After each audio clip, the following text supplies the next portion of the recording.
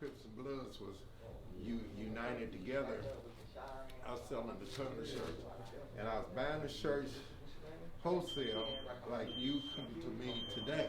Right. You know, and I would go to this guy, he sold me some equipment, and my guy who I gave the money to, he was gonna get me some equipment so I could produce it myself, and he ran off with the fucking equipment. I tracked him down in Compton. See, we at the building right now, in the squad. We all about to go to downtown, show niggas how to make a little bit of bread during quarantine, maybe get your clothing brand started, teach you how to, you know, run around and really get things done on that side. It's a lot of young niggas over there making money doing things. So we just kind of want to expose this side of the world to that, you know, that same craft, that same going over there at 9 in the morning and buying a t-shirt, taking it next door, get it embroidered, you know, show everybody that whole go around just to get they shit started, you know, that's it. Yeah. I like that mask right there. Yeah. God. Yeah. Oh. I remember I ain't have nothing. I mean, I sleep on the floor next to my woman. So today we out here in the Fashion District. I got the whole squad out here with me. We got a couple people missing, but we off of Pico and Broadway today. And today we want to show everybody a little bit of the hustle. You know, LA, we seem to be a little antisocial and things like that. And most people that's making money out here don't even live out here. You know, that's the crazy part, or ain't from here, I should say that. We're gonna show y'all up and down these streets, show y'all some good spots, get some blanks, get some t-shirts. We're gonna show you some black-owned embroidery places that you can go ahead and get your embroidery. We really just want to show you guys where you can make money at, especially during quarantine, where you can get it started. You can call all of these people. You don't have to stop in the way that we doing.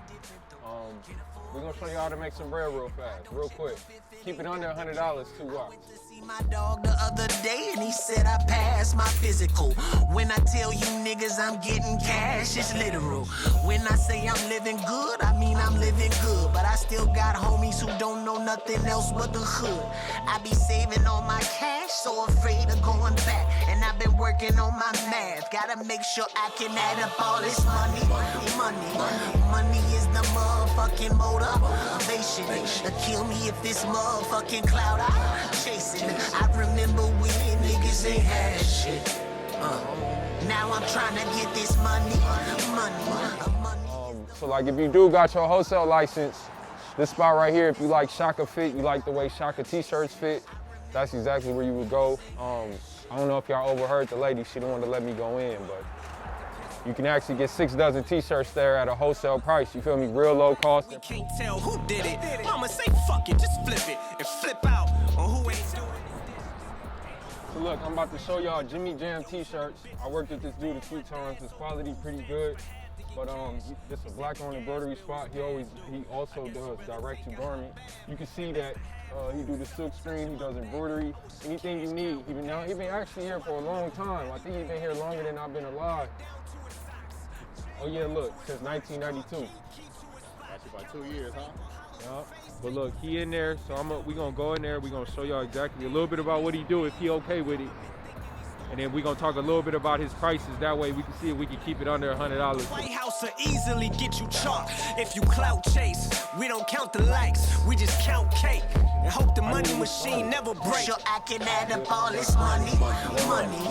Money is the motherfucking motivation to kill me if this motherfucking cloud I'm chasing. I remember when niggas ain't had shit. I tracked him down in Compton. It was at his cousin's house, and his cousin sold crack. And they said, Jimmy, a lot of niggas go to Compton and they don't come out of Compton. I said, I'm going to get my stuff. So I went to Compton. My equipment was in the back garage. So I said, just park across. And then they parked across the street. I went and knocked on the crack house, and they saw the police, and they said, is they with you? I said, yeah, they want to make sure everything goes smooth. Yeah. I want my equipment in the back. And they said, man, get that shit and get that shit on. No problem. So I got my stuff, and then I had to teach myself how to print. Okay. So I messed up a lot of shirts. And I kept doing it, and I kept doing it until I got real good at it. And stayed at South Central for about 20 years. And then the older that you get, you want to do something for your community. Right. But the older that you get, you have did your part. And they still gangbanging. They still sneaking up on guys, shooting them in the back of the head. I'm still wearing hoodies like you. I said they don't know what age I am if I got that hoodie on. I said, man, I did my part. So I'm coming down to a neutral zone, which is in downtown LA. All the Hoovers, all the 83rd, 8 Trey gangsters can come down here, and it's a neutral zone. Ain't nobody gonna be set tripping. Right. The 60s, all of them have been up in my shop down here. And another thing, that the white folks and Koreans, they knew I was good. They would come to my shop one time and saw that I was in South Central, and they wouldn't come back no more. So my skills was up there, but I needed to have a place where everybody could come, and which is why I'm down here. So Tell me, what streets are you off of? I'm on 14th and Main, 14th. 1361 South Main. And what are people looking out for on the sign outside? What did I say? They looking out for world famous Jimmy Jam t-shirts. There we go. No, I appreciate that. I appreciate that. That's No, what they looking out for. yeah, I've gotten a few things embroidered here, and the quality's always good, man. So I know you say you messed up a few t-shirts. How long did it take you to go from, you know, that little apprentice phase to where you at now, to the world famous Jimmy Jam? Well, in those days, I was outside of the law, kind of, because if you don't have customers, you got to be a bootlegger. So I kept working the shows, the concerts, the different games, until I got real good, because if you didn't have a t-shirt that those people coming out those concerts would buy, you would not eat. You paid your dues. Yeah, so I had to compete against some of the best t-shirt designers so that my crew could eat. That's right. And that's how I got good, you know. And You kind of had to then. yeah, but then after a period of time, it became where I didn't feel comfortable doing it, and I got tired of running from the police. Cause I've been running from the police since I was 6 years old. And you get to an age, man, that like, the last time he caught me at the forum door, he put me in a bar hood, and he said, "You getting too old for this shit," cause I couldn't shake it. When I was a little younger, I could shake him. I had eyes in the back of my head, and he tried to grab me, and I'd be gone. But then the older that you get, you kind of leave a lot of stuff behind. Right. Because what happens in our community is that we learn a lot of shit that has to be unlearned. And it's hard to unlearn shit that everybody in your neighborhood is doing. And it takes time until you realize it ain't working no more, and you have to unlearn some stuff. So I had to unlearn all of the hustling in the streets, all of the taking the shortcuts, you know, how all of the not being legit, as long as you don't get caught. I had to unlearn all that shit, because I come from a neighborhood where it was okay to not be legit. It was okay not to hustle in the streets. It was okay to, you know, take shortcuts. So that's from maturity. So that's why I don't knock anybody, because I've been there and I've done that. But I try to pass my wisdom on, that don't do the crime if you can't do the time. What do you feel that's been your most challenging and your most rewarding during this whole process? I'm gonna tell you what it was, man.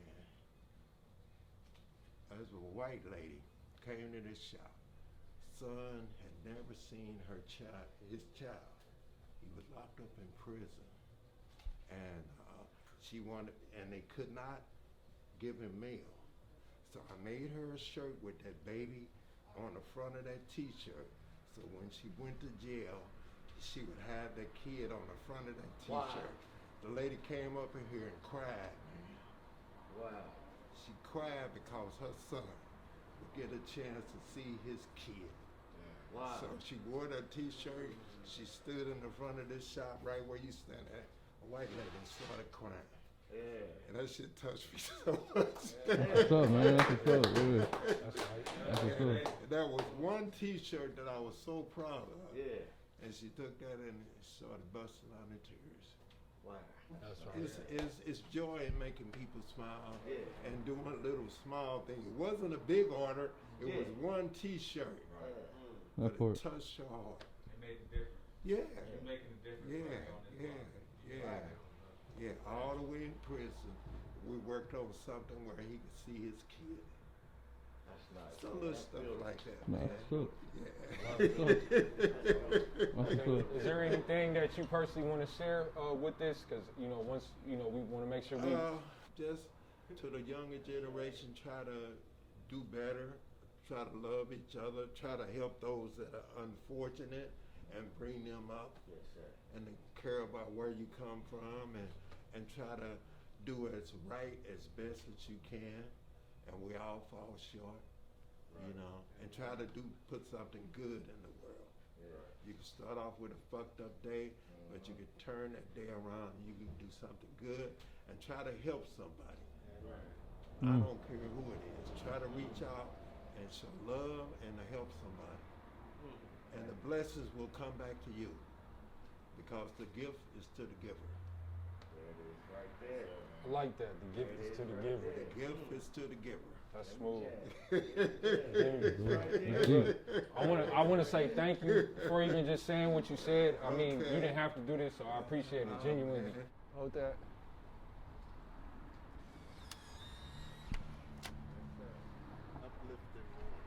Oh yeah, that's right. Likewise, thank you for speaking. The button on the front, bro. There you go. 3, 2, and 1. Jimmy Jam, again, I appreciate it, man. Okay. Thank you again. What's up, bro? You got a clothing line? No, I'm just making stuff like this right here. Oh, okay. Okay. Just be making shit. I You- don't got a specific name. I just make it. Okay. You want to be interviewed with us? You can maybe shout your personal brand out. When I Yeah. come out that store, Okay, we gonna make a few. Hope the money machine never breaks. Sure I can add up all this money. Money is the motherfucking motivation. Kill me if this motherfucking cloud.